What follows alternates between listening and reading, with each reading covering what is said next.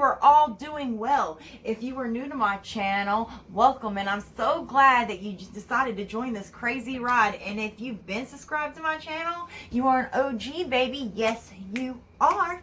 I was actually supposed to bring you a couple of different story times today that I've actually already recorded. However, I'm having problems with my internal storage on my phone, which I don't know what's going on there because I know I haven't used all that storage. And then I can't get my SD card to work, and it's brand new, so it's been a pain. So until I get that figured out and can get those story times uploaded, my husband let me steal his phone for a little bit so I can get another story time out.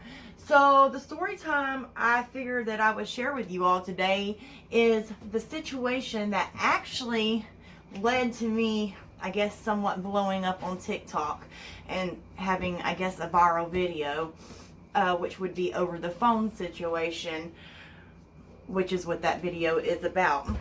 By the way, if you're not following my TikTok channel, I will leave that link below. Go follow it. Join the fam. Come on, you know you want to. And we'd be glad to have you. The more, the merrier. For those of you who are new to my channel and do not know the situation, my children have been alienated from me for the last 6.5 years. I have primary joint custody of them. Their father broke our court order and then started alienating me from them. The police would not get involved and told me to take it to court. I could not afford a lawyer for a long time. And then I was able to hire one finally in August of 2019.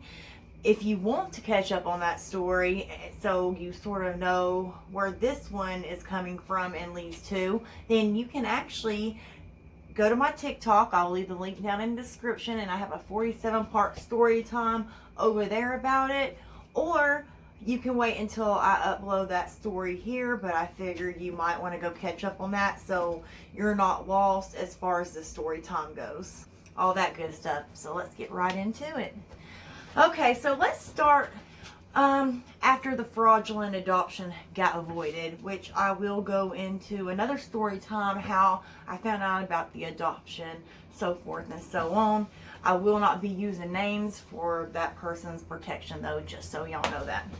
Okay, so the fraudulent adoption was voided, and about a month or so went by, and I got to thinking, I'm like, well, if that adoption is voided, that means that my original custody order should have went back into effect. And I was right. I called my lawyer. He confirmed that was the case. It was back into effect. I said, well then, while I'm waiting on mediation to be set up and things, because at this time mediation was not set up, I'm like, can I talk to my children? I'm like, because technically I'm supposed to be able to get them and everything now. And so he said he was going to call the opposing counsel and see what could be set up, and that he would be contacting me when a mediation date took place, which he did. He contacted me, told me when the mediation date would be, which is in July. And really, I wasn't supposed to even say that, I don't think, but I've already put it out there, so it's no secret now. Mediation. I cannot just, by the way, before we continue, I cannot discuss any more ongoing details. A lot of that stuff had already happened. The only thing I've really put out there that I wasn't supposed to is the mediation. That's my mistake. So I cannot put out any more ongoing details out there until the case is over with, because legally I could get in trouble for that. So I can't do it. So nobody will find out anything else about the case or what's going on in it until after everything's said and done with. So the fraudulent adoption is voided, and I asked him that. So he gets in touch with opposing counsel, and they make an agreement.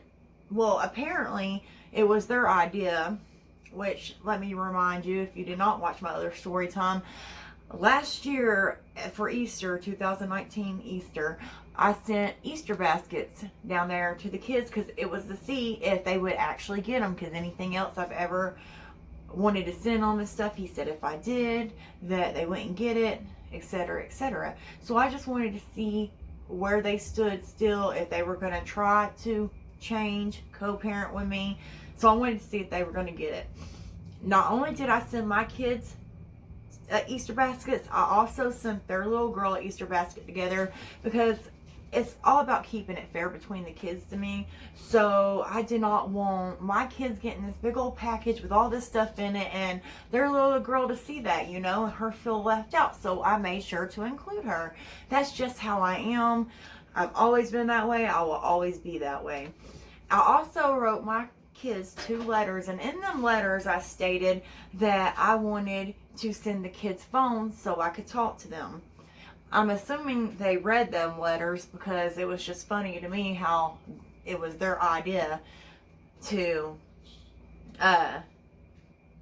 me send the phone. Tom, last year for Easter, 2019 Easter, I sent Easter baskets down there to the kids, because it was to see if they would actually get them, because anything else I've ever wanted to send on this stuff, he said if I did, that they wouldn't get it, etc., etc. So I just wanted to see where they stood still, if they were going to try to change, co-parent with me. So I wanted to see if they were going to get it.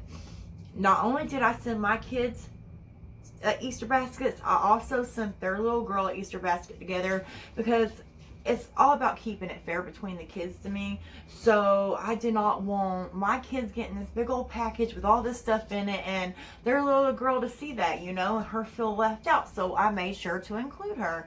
That's just how I am. I've always been that way. I will always be that way. I also wrote my kids 2 letters, and in them letters I stated that I wanted to send the kids phones so I could talk to them. I'm assuming they read them letters, because it was just funny to me how it was their idea to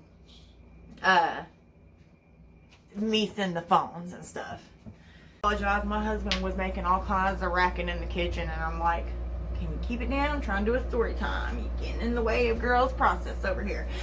So anyways, I just thought it was funny how I had put that in the letters, but it was their idea as far as the lawyers are concerned. So they told the lawyers that if I sent phones, that I could talk to the kids whenever I wanted. That was the agreement. So my lawyer contacts me and tells me what they said, and I'm like, yeah, absolutely, I'll definitely do it. Now see, a lot of times my husband's supervisor will bring him home, but not that day. I called him and I was like, coming to get you, we're going to get my baby some phones, point period blank. That's exactly what I did. I tried to get, when I got home with the phones, I tried to get them set up that night. I was having all kinds of issues, so I had to wait until the morning to get in touch with a human so I could have help setting it up, because I don't know, I can't remember what the issue was, but there was some sort of issue. So I get them set up the next morning, all that. I want to let the stepmother and the father know, their father know, that I am sending the phones, the plan, everything is working on it, it's unlimited, and I wanted them to have the numbers. Another reason why I decided to go ahead and text from the kids, because I text from the kids' phones to her, letting her know all this, and the phones were set up, and that I would be getting them in the mail and they'd be on their way. But another reason why I did go ahead and tell her, because I had a feeling that something like this was going to happen. I think when they said that, they didn't think I was going to have the money for the phones. I think they think I'm lying about why I come up to New Jersey to begin with. So basically that was supposed to be some sort of test, is what I'm thinking. I could be wrong, but it's just funny. That's exactly what ended up happening. So if I texted them and told them that if they were going to pull any stunt, I would want them to go ahead and pull it. That way, when the phones got there, they didn't do it in front of the kids. Or the kids see the phones and then they just tell them they can't have them or something like that. So I was trying to, if they were going to pitch a fit over it or throw a tantrum, I wanted it to go ahead and be done, basically. So I texted for them phones and I'm like, I just wanted to let you know that their phones are set up. I'm putting them in the mail. They'll be on their way. I get a text message back and it says all kinds of stuff like, you're not, you could send the phones, but the kids, you won't be getting a call. You could send the phones, but you won't be getting a call. If you want to talk to them, you need to start paying child support, etc., etc., etc., just saying all kinds of nasty stuff. And then I'm like, why am I even talking to you? I did not have kids with you. And then she texts us back, yes, you did. Yes, you did. Better get used to it. I'll be in their life forever, or something like that. And I was just so disgusted at this point. I sent that to my lawyer, and my lawyer contacted the father of my kids' lawyer and said this is unacceptable. This is unacceptable. The funny thing about the child support thing is I've done nothing but try to send money for my kids, try to send stuff for my kids.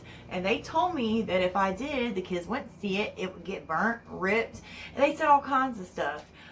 So I was scared that if I sent it, that's exactly what would happen. And I work hard for my money. So if I'm sending stuff down there, I want to know that my kids are getting it. Now I'm informed that I could have just sent a money order down there, kept a little receipt, and I don't know why I never thought about that.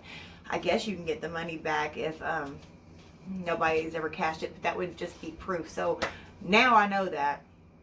But at the time I didn't.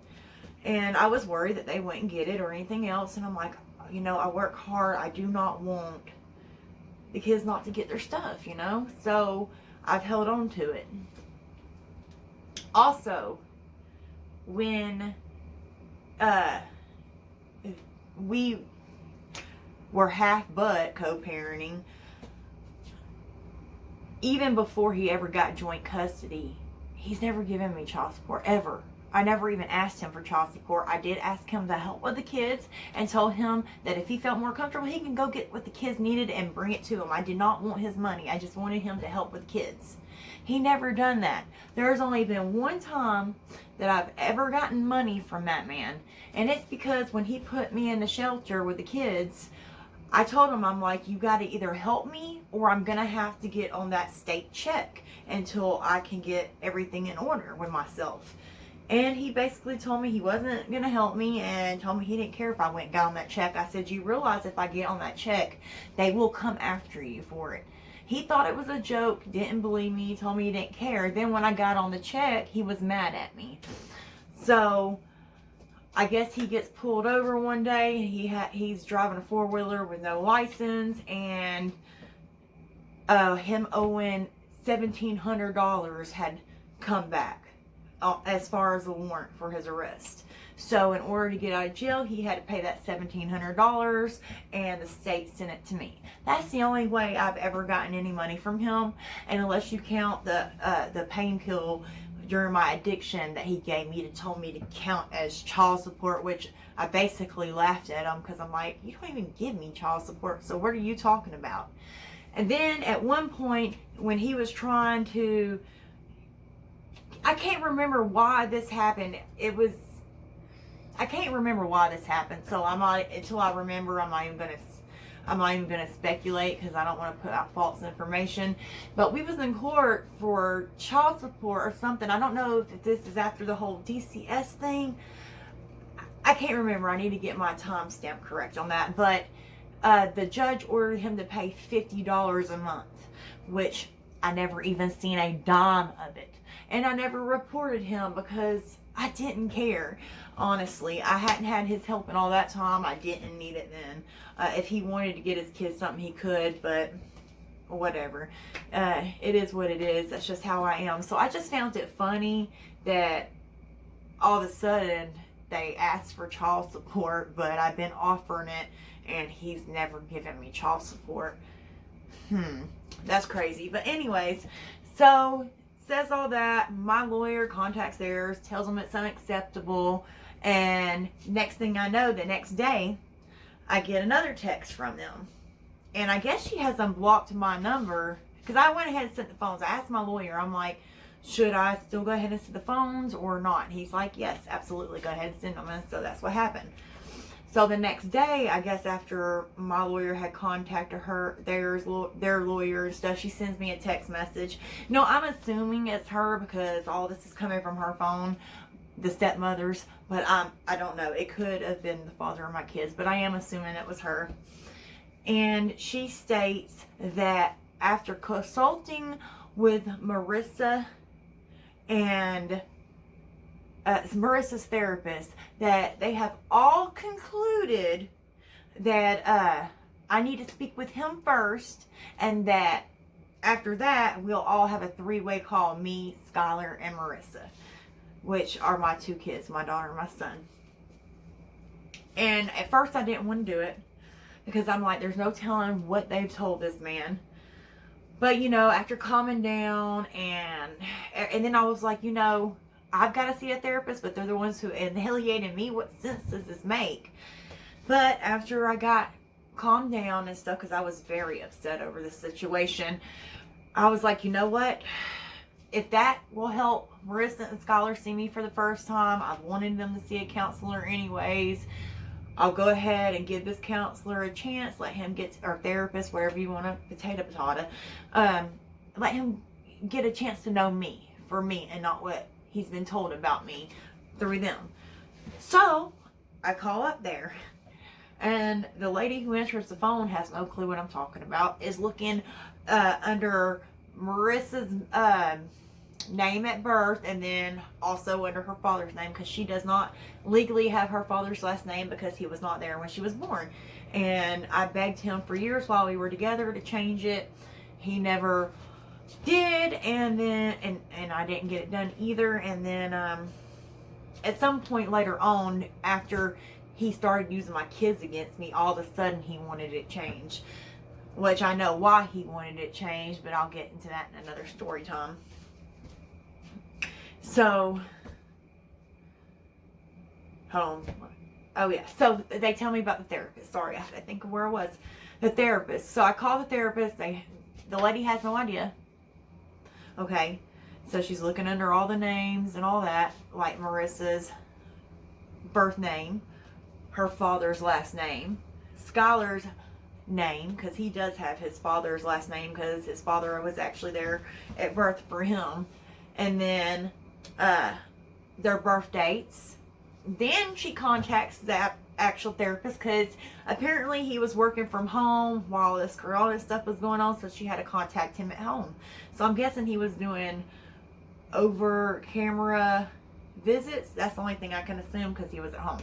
So she contacts him. He has no idea what I'm talking about, and he says that my daughter hasn't even been seen since last October. Was it October? October. I'm pretty sure it was October or November. And now I can't remember. It was one of them months. He said October or November. I would have to go check my other story times, because honestly I forgot which month it was. But it was one of the months of 2019. And I was like, are you sure? And they were like, well, the only way this can happen is if she's a new patient and hasn't been scheduled yet, which means she wouldn't have seen the therapist yet, which means the therapist wouldn't have been able to tell them that about needing to talk to me first. But she said, honestly, I can't find them under their birthdays. I can't find them under their last name. Social Security numbers, also gave her the Social Security numbers, couldn't find them under that. She goes, it doesn't look like they have an existing case here. So I'm like, okay. I'm like, can you double check? So she double checks again, and nothing. So I get off the phone with her, and then I decided to call back, and I was like, can you just I know you said you looked at everything, just make sure one more time, because before I call my lawyer with this, I need to make sure this is accurate information. She checks once again, still nothing.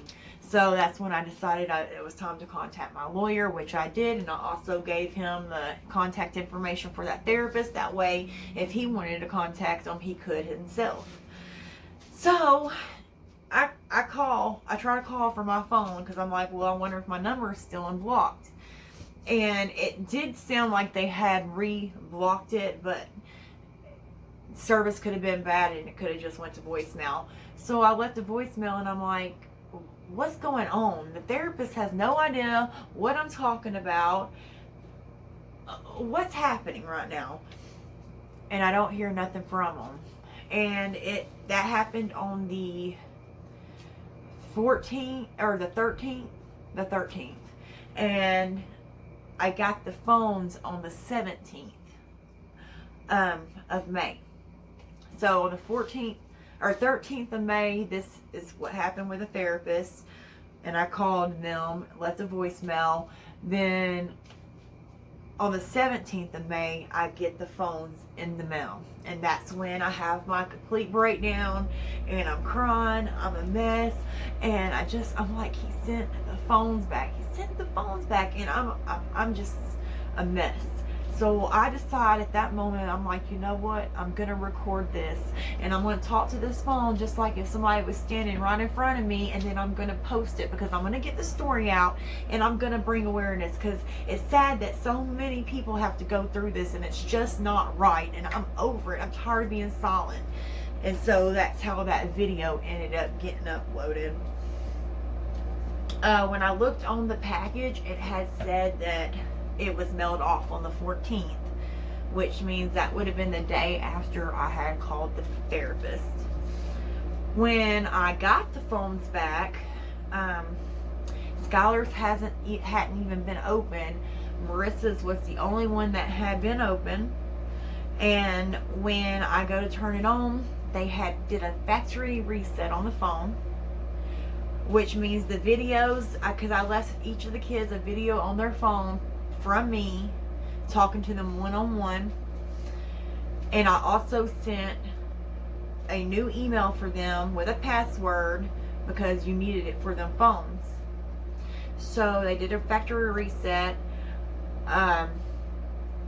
They changed the email that was linked to Marissa's phone, and then when I try to go to the email, they also changed her password and everything. So basically, I'm locked out of Marissa's phone still until this day. I have not called Samsung yet. I was supposed to have done that to see if there's any way I can get back into it.